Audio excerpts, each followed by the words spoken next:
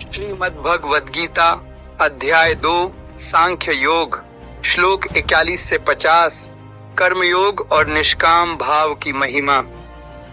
जब अर्जुन शंका और मोह में डूबे थे, तब भगवान श्री कृष्ण ने करुणा और धैर्य से उन्हें समझाया, हे अर्जुन, इस मार्ग में बुद्धि एकाग्र होती है। जो व्यक्ति योग में स्थित है, उसकी बुद्धि दृढ़ रहती है। लेकिन जो संसार की भोग वासनाओं में फंसे रहते हैं, उनकी बुद्धि अनेक शाखाओं में बांट जाती है। वे केवल कर्मकांड और स्वर्ग सुख में ही आसक्त हो जाते हैं। श्री कृष्ण ने आगे कहा, ऐसे लोग स्वर्ग और भोग में उलझकर ईश्वर की प्राप्ति का सच्चा मार्ग भूल जाते हैं।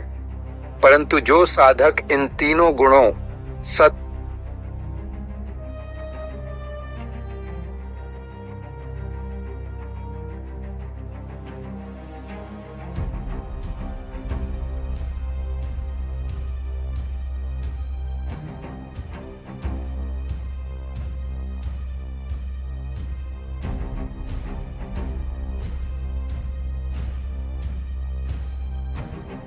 से ऊपर उठाता कर्म फल की आसक्ति मत रखो और अकर्मण्य भी मत बनो। यानी मनुष्य को अपना कर्तव्य करना ही चाहिए, बिना लाभ हानि की चिंता किए। यही है निष्काम कर्म।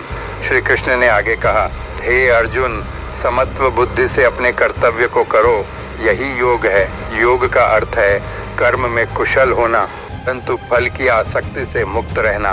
कर्मयोगी व्यक्ति पुण्य और पाप दोनों से ऊपर उठ जाता है। जब साधक इस योग में स्थित हो जाता है, तब उसे बंधन और दुहक से मुक्ति प्राप्त होती है।